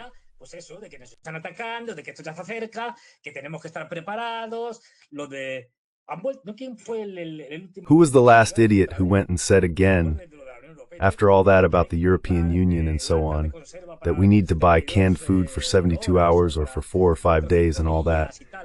I mean, insisting on the idea that we should be prepared for the worst. I don't remember who said it, who brought it up again. Well, one of these people, I mean, well, they have to create that fear. It's like when they started with this, the Nordics were among the pioneers. When they started to put out, along with the Baltics and others, those survival manuals in case of nuclear attack or war. Fantastic, right? Well, they have to scare people. They don't know how anymore. And they have to start creating, well, fake news. Drones here, drones there. Sightings, now UFO sightings, drone sightings.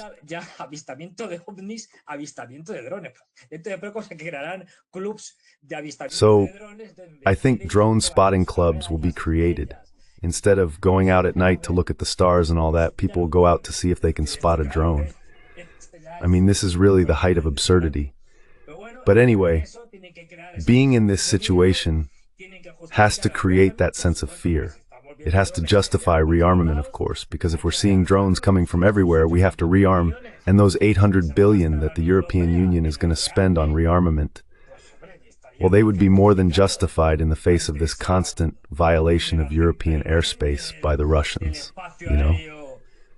But anyway, we're dealing with this kind of nonsense. And of course, the problem is that this, well, it's true that from Spain, you know this better. But from Spain, since we see it as something far away and all that, it might sound more like a joke to us.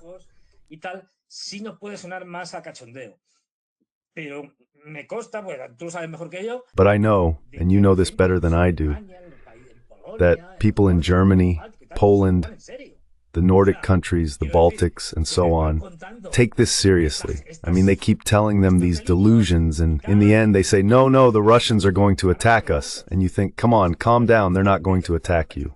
So, well, it's just a matter of sowing the seeds little by little, or gradually building up and feeding us all these kinds of stories, until in the end, what Goebbels already knew happens. That is, a lie repeated many times becomes a truth. No matter how absurd the lie is, right? That doesn't matter.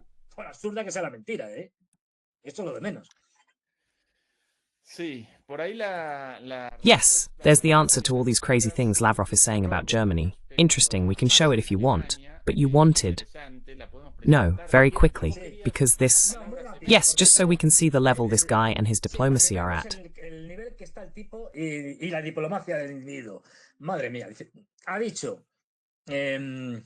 Oh my, he said, and I quote, "Today, foreign policy is simultaneously domestic policy. At the same time, that is, we can no longer separate external security from internal security. They go hand in hand. If we face threats from outside, then within the country, we have no chance of preserving our prosperity, freedom, and peace." Wow. And he goes on, we are not at war, but we are not living in peace either. How can you make sense of that? I mean, because Russians have a great sense of humor. Because, of course, if the German chancellor tells me they're not at war but not at peace either, it's something in between.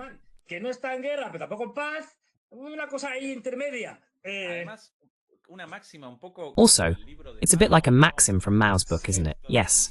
This neither war nor peace, the blue sky, the red sky. Well, it's not very clear either, is it? Sure, but let's see, how can this man even think of saying these things? Well, because they're looking for confrontation with the Russians. Let's be clear about this. All these leaders are leading us to disaster because they're seeking confrontation with the Russians. So that after a provocation, the Russians respond forcefully, and that way the Americans get involved, which is ultimately the only move they have left, their last card to play. Well, that's the situation. The guy saying we're not at war, but it's not peace either. Right there, on the border, on the edge, one day a little more at war, another day a little more at peace, depending on how we wake up.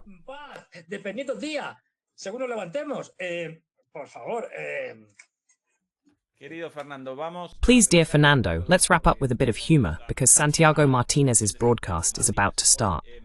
Today is the third part of his series, analyzing the Russian perspective on the Cold War. The title for today is, in fact, the Soviet view. Sorry, the Russian perspective. No, the Soviet view of the Cold War. Today is the third part, in some very special episodes with images, videos, and detailed historical documents. Really, really interesting. Let's call. Where should we start, Fernando?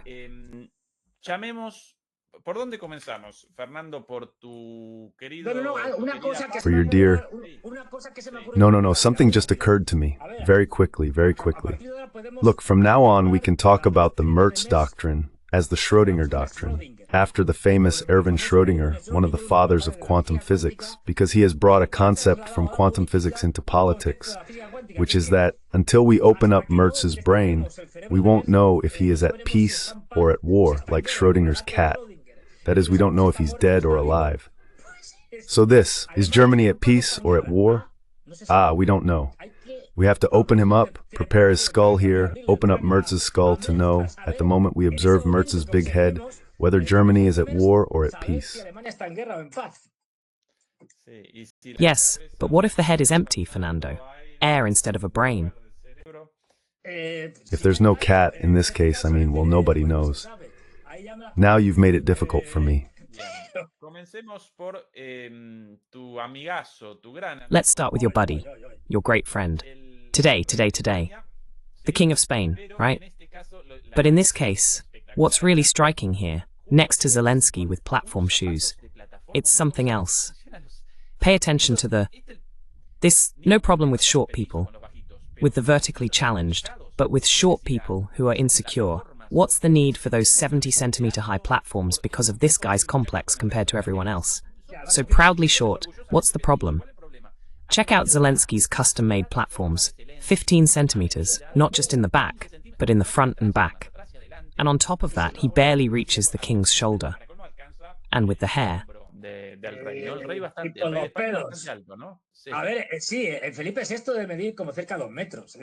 Look, yes, Felipe VI must be about 2 meters tall. So of course, not even with platform shoes or stilts. There's no way. But anyway, that's not the serious issue here. The serious issue is that the head of the Spanish state is with who knows who. Because let's remember that Zelensky is nobody. He's an expired president. And up to this point, of course, what this shows is the lack, let's put it mildly to avoid getting myself thrown in jail. And even then, I'm not sure, the lack of political personality of our head of state. 1.97 without the horns, according to Cucurul. This is a sensitive topic, but actually, can I say what the demolisher was called? Well, what meat, indeed, that's more than proven. One day, well, if we do a special on this, they'll throw us in jail. The other thing, right? The other thing.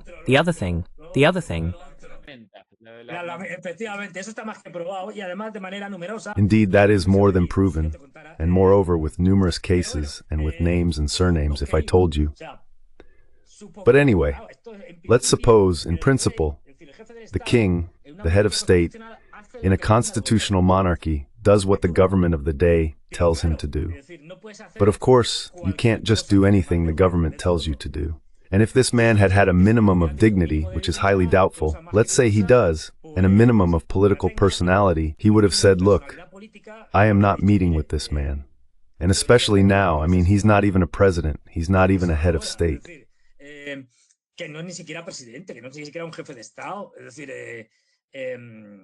That is to say, well, so we're basically doing the Americans' dirty work for a guy who, as we can see, is treated by Trump however he feels like, however he wants, like a scarecrow. And here we are, acting like American bootlickers, putting on a show and welcoming a war criminal and a nobody. Well, this is Spain, and these are our leaders. But since we keep having leaders like this, since we keep having heads of state, maybe not this one, but the previous one was proven to be a thief, and I'm not the one saying it. The judges are. The thing is, since they have immunity while in office, nothing happens. But long live democracy and equality among citizens, which is supposedly something we value here.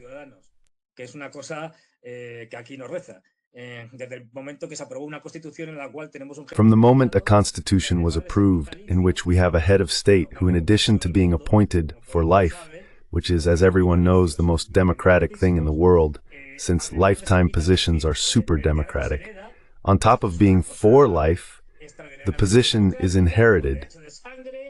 Another extraordinarily democratic thing, because blood right just like that, and to top it all off, he's not legally responsible for his actions, which means he has legal immunity and can basically get away with all sorts of misdeeds.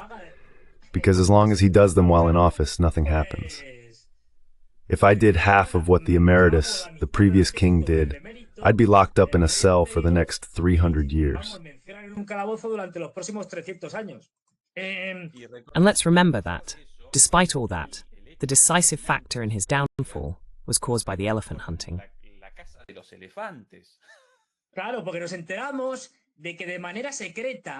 Of course, because we found out that secretly the head of state had gone with Corinna, everyone knows this, with one of his, let's say, affairs. I mean, well, Corinna was a VIP, a high-end escort. I mean, let's not beat around the bush. A high-end escort with very good connections who also did business. She was seen as someone to make deals with. Multifunctional. And so they caught the king there, who loves hunting. He went to hunt elephants. He fell. I can't remember if it was his leg or whatever. And Corinna was there. And all of this came to light. It came to light when the king was supposed to be here in Spain doing his duty, but no. He was over there with escorts and elephants.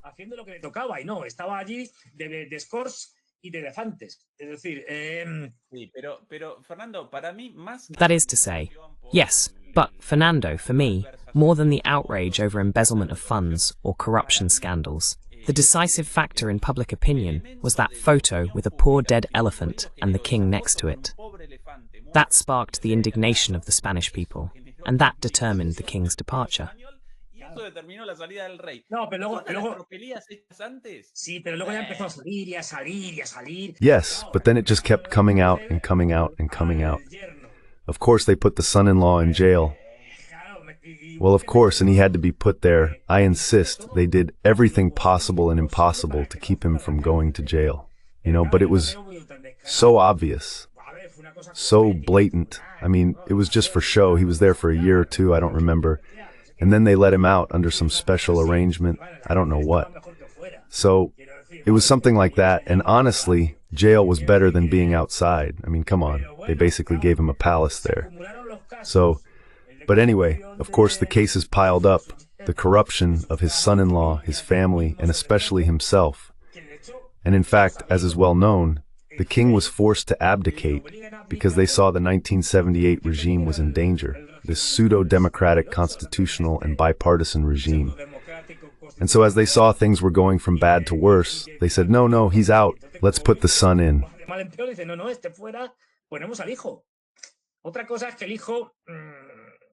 Another thing is the son. Well, as for who's really in charge, Maite has a bit of authority, and Leticia is the one who really calls the shots, but that's another story.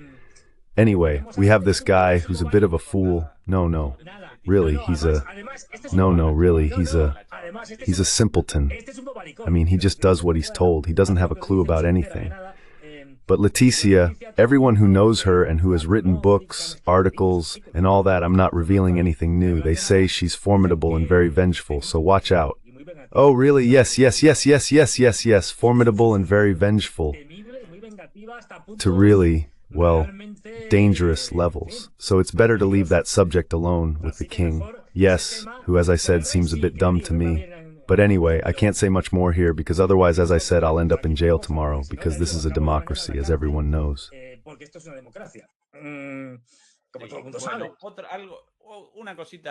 One more little joke.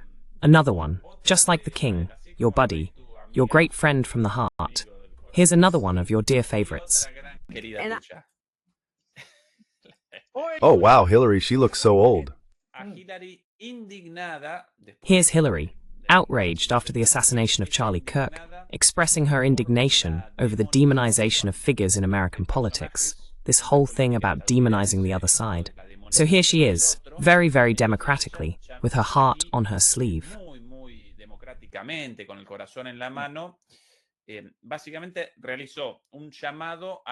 Basically, he called for political tolerance and brotherhood among fellow citizens. From the right, coming from people who want to dominate.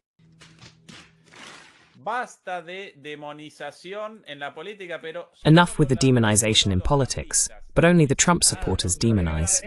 I remember her calling Trump Adolf, Nazi, Hitler. No. Another one, Putin too, the worst of all evils. Xi Jinping. No, about the dictator Xi Jinping, Biden. But with her, well anyway, her, the psychopath, this one really is a psychopath. The psychopath Clinton, I mean, we can see it destroying countries like Libya and so on. A woman who, you can see power, indeed, like that phrase, I don't remember who said it, that goes, no, it's that power ages you and all that. And then, no, what ages you more is not having it. Well, that's what's happening to Hillary. You see her very haggard, very old, because she doesn't have power.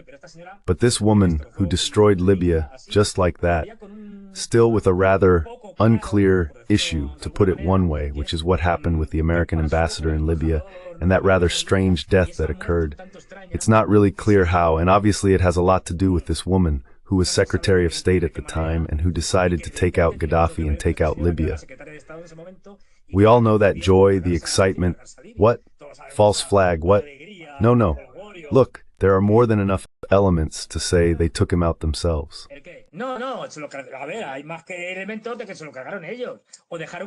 Or they let them take him out. That's why. A false flag operation as an excuse for the invasion of Libya.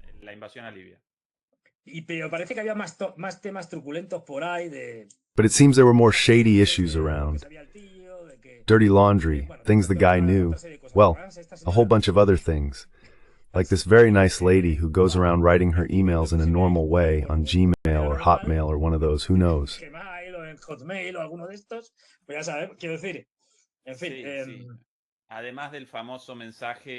Anyway, besides the famous message, although I don't remember if that was from Hillary or the previous security advisor, no, the one about Al-Qaeda. Al-Qaeda is our ally in Syria. I don't remember if it was from... By the way, look now, the last name of Biden's national security advisor, the blonde guy whose name I just forgot. Sullivan. Sullivan. Jake Sullivan, exactly, Jake Sullivan. No, but look, I just remembered something. The king finished the job. Not only did he meet with this guy, he did even better. He met with another dear friend of ours, Rudy Giuliani. Did you see the pictures of Giuliani with Petraeus, the former CIA director? Extremely worried about his health. He's sleeping well. We're huge fans. Yes, the former CIA director, with a former Al-Qaeda, well not really former, Islamic State, always at the service of the CIA, and now installed as president of Syria. That's straight out of a James Bond movie.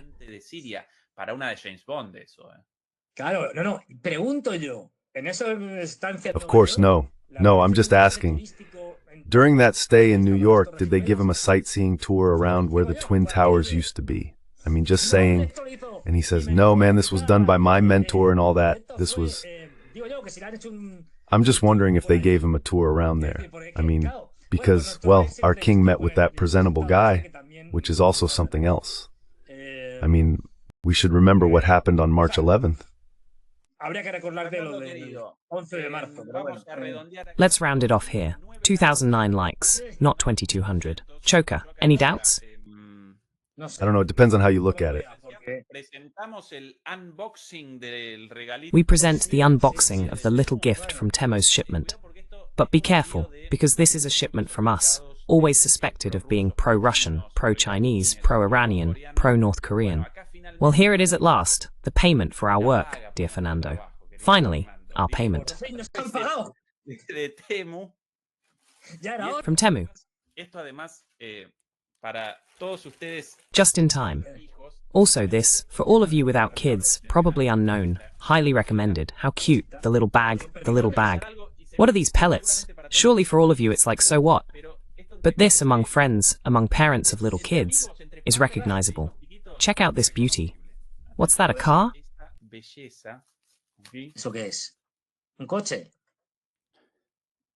But what car is this? HTV. From a movie. From a movie. And not even the main character of the movie, but the enemy, the archenemy, the villain, but my favorite character, to give as a gift to my little boy. Well, okay, that's it. There are already several stories like that. Ah, exactly. Even though no one remembers the name of this character, the enemy of Lightning McQueen. The enemy. It's just that I'm very old. Back in my day, when I was young, cars hadn't even been invented yet. The problem here, really, is that this is green. It's just that with this colored light here, yes, the green one, the little green car, but yes, yes. Well, I'm not going to complain. Investigation on top of that. As a gift, Fernando, this in a toy store, 20 euros, bought on Temu, 4 euros. And it's the same, just without the Disney Cars logo on the bottom, but from the same factory. Me, happily buying it for my little boy.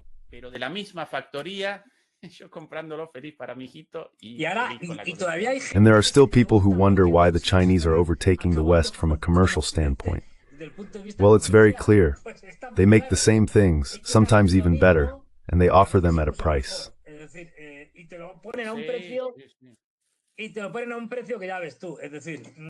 And they set it at a price that, well, you can see for yourself. I mean, yes, here I have the case of an original bought and the replica. And there's no difference. Basically the same factory sending the same thing because it's exactly identical.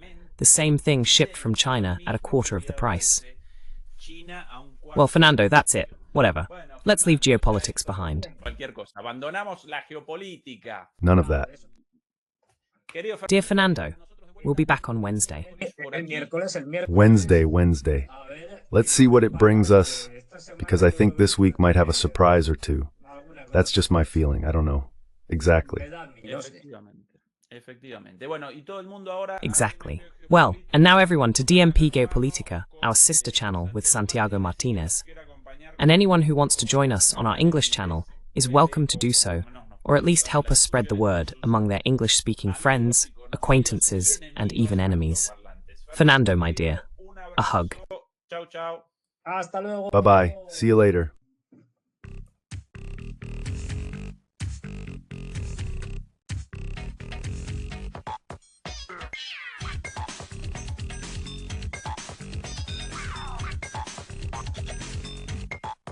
Yeah.